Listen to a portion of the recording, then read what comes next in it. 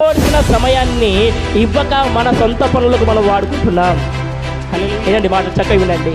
మన పని దేవుని యొక్క పనికి, దేవుని మధ్యలో ఇవ్వాల్సిన పనిని వదులుకొని మన యొక్క సొంత పనులకు కావచ్చు, మన సొంత యొక్క ఆలోచనలు కావచ్చు, వాటి కొరకు మనం పరిగెత్తుతున్నాం. చూడండి, వారు వినకపోతే నేను నా చేయి చాపగా ఎవరును లక్ష్య పెట్టకపోయిరి. హల్లెలూయా. నేను చేయి చాపగా ఎవరైనా వస్తారేమో, నేను చేయి పట్టుకొని నేను నడిపిస్తా అనేవారు ఎవరన్నా దేవుడు అంటే అప్పుడు ఎవరు కూడా రాలేకపోతున్నారన్న. చూడండి, ఎవరు కూడా లక్ష్య పెట్టలేకపోతున్నారు. ఎవరు కూడా శ్రద్ధగా దేవుని యొక్క మాటలు వినలేకపోతున్నారు.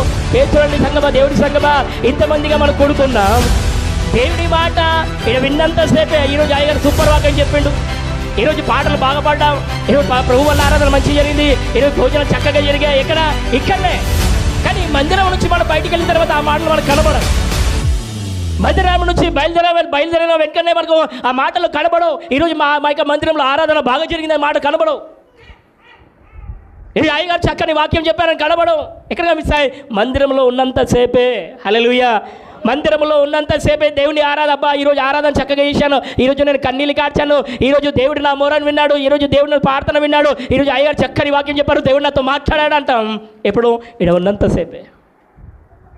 ఉన్నంతసేపే మనసులో ఒక భయము, ఒక ఆందోళన. నిజమే కదా, దేవుని మాటలు వినాలి కదా అనిపిస్తుంది. కానీ ఎప్పుడైతే మందిరం నుంచి మనం బయట గేట్ తట్టినామా, అవి ఏది కూడా మనసులో ఉండదు.